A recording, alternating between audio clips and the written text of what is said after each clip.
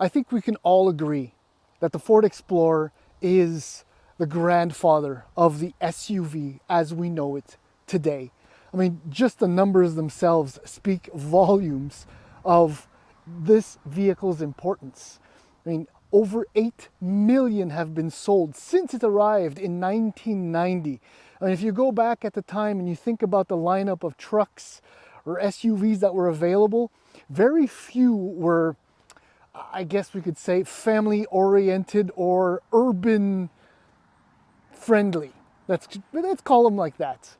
And to add to that, I mean, we are already in the 6th generation of the Ford Explorer, which was introduced for the 2020 model year. Now this, the ones right to your right, my left, is the facelifted 6th generation Ford Explorer. And if you recall, the 6th generation, when it was introduced, one of the things that was kind of novel about it is that they returned to a rear-wheel drive platform. So what I can tell you is that the 2025 updated Ford Explorer has, well, very few changes, let's just say. I mean, physically, once we do the walk around a little bit later, I'll show you the changes. But if you look at it quickly, effectively nothing has changed if you do a quick look. However, and this is really important, and at least it is for me, because I'm going to be absolutely honest, most Ford vehicles that I've reviewed in the last, well, since forever, effectively, have had, I'll put it nicely, terrible interiors, period. The plastics, the fit finish, just the overall approach and presentation has been subpar, at least in my opinion. But thankfully and convincingly, Ford has made enormous strides when it comes to that for this facelifted Explorer. In fact, it has changed my whole appreciation for this SUV. Now, if you've seen a few videos on Motor Illustrated recently, thank you very much. You know that I'm very much into 6+ seater vehicles of late, given that there are many more people now in my life, my family. And this one just became kind of interesting. And I emphasize on kind. Anyhow, in the following video, as we always do, we'll do a walk around and I'll point out some of the changes for the 2025 facelifted 6th generation Ford Explorer. And then I'm going to show you the interior where everything has changed as far as I'm concerned. And then we're going to go for a drive. So please hang in there. That'd be very nice.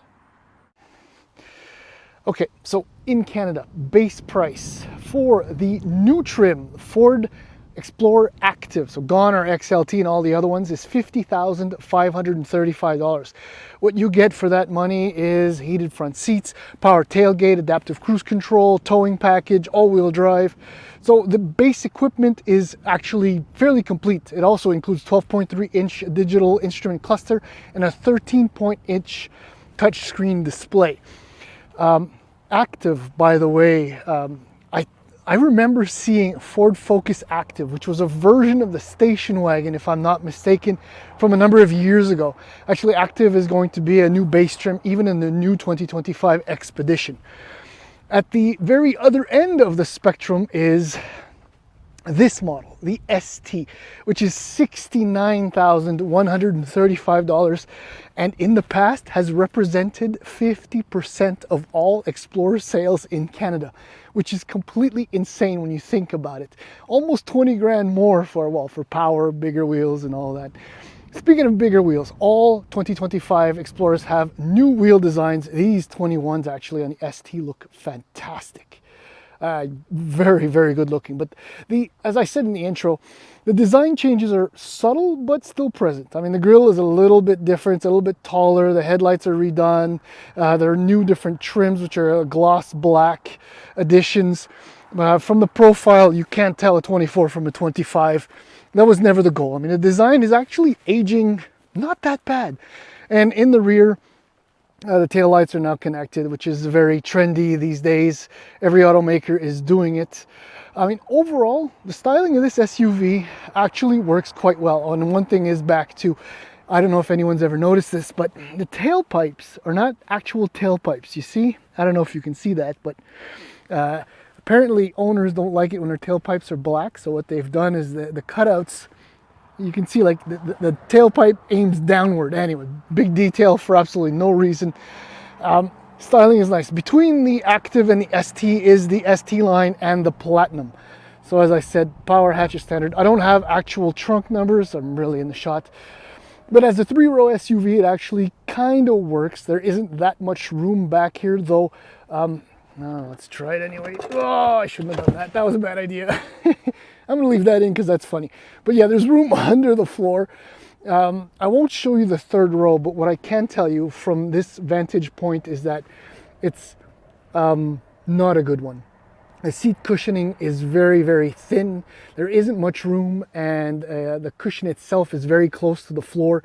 So for adults, this is a bad idea. For kids, it'll work, but I think even teenagers on a longer road trip will be very uncomfortable. However, oh, and this is another thing. In all versions of the Explorer, you can get either a 7-seat configuration or a 6-seat configuration with the captain seat. So even in the base Active version, you can get 6 seats, which is very, very unusual in this segment. But yeah, the door opening's big, and I'm about to show you some of the biggest differences and what really makes which changes my perspective on the Explorer almost completely once I'll show you. Well, you're kind of getting an idea. I mean, you're also getting this real nice leather and kind of suede inserts in the 2nd row, cross stitching. Just to explain some of the pricing, but just the door cards. All contact surfaces have been revisited. All now have soft touch surfaces. I don't know if you can see that. You know, see, it's padded. It's even nicer than it was, even in the door cards. The cheap materials, very, very few left. Let's just put it that way. And it's even more obvious in the front. I mean, the whole of it is much, much nicer than it previously was.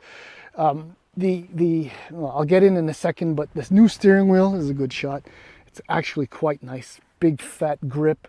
There's your 12.3-inch IP and the 13.2-inch display. But the seat's actually fairly comfortable. I have to say, good support overall. Well, let's just climb aboard.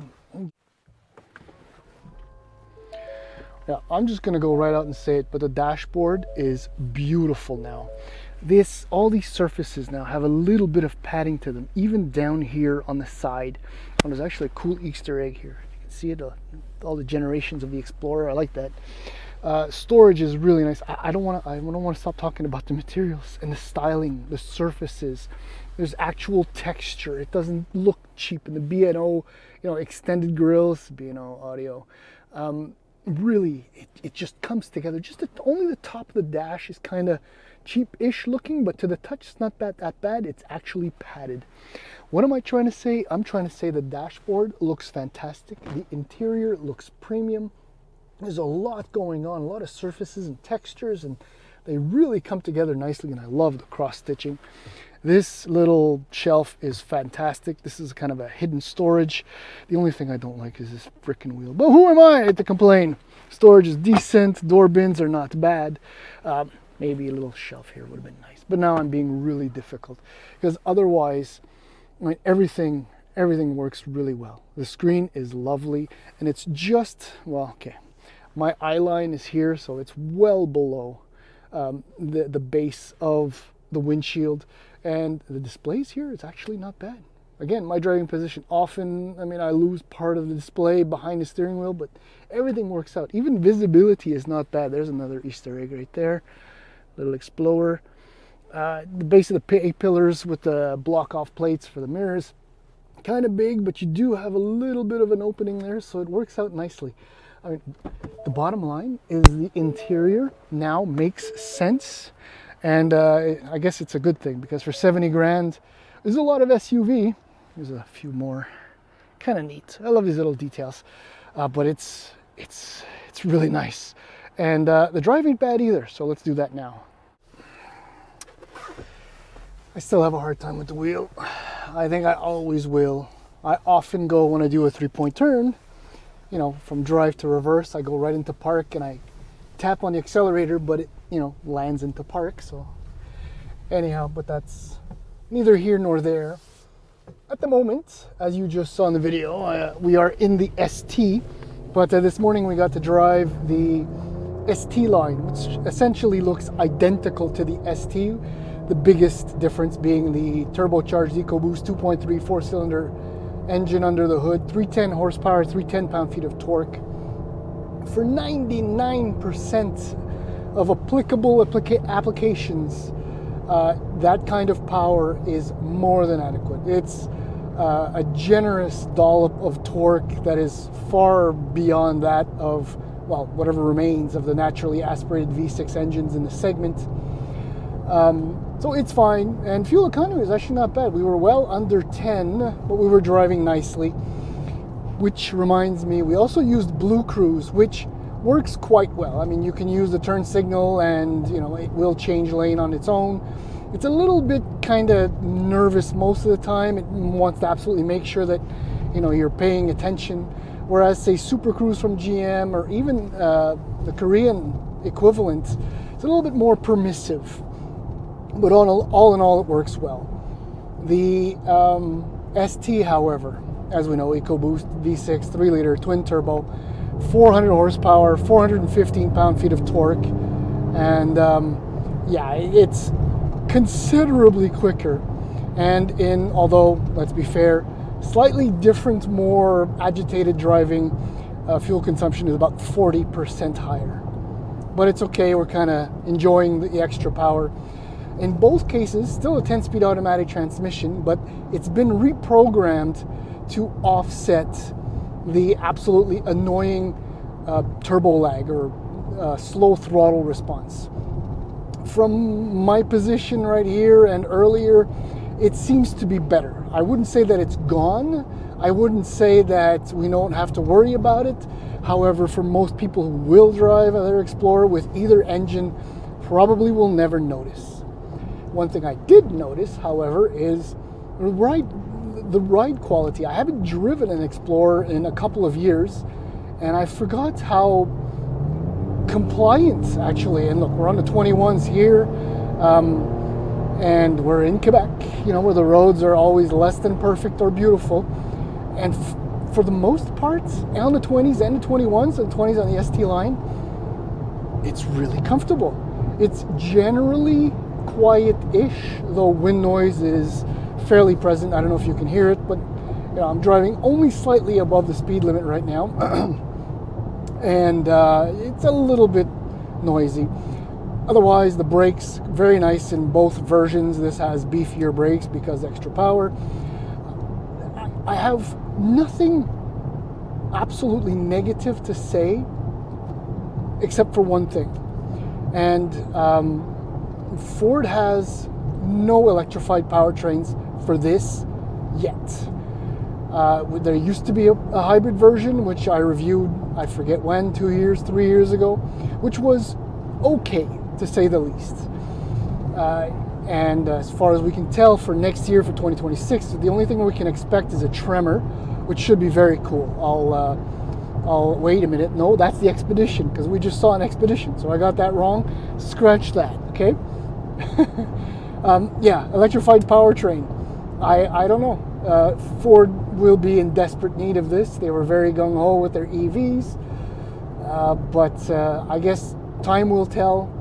And look, I'm just going to end it with, I'm in this curve. It's lovely, only mildly banked, and stays flat. Feels good, surprisingly good. Never expected it to be this agreeable to drive. What I will actually, for real, end with is in the segment, my go-to for a lease now is still the EV9. This is 70 grand. The EV9 land all-wheel drive is 65 before incentives.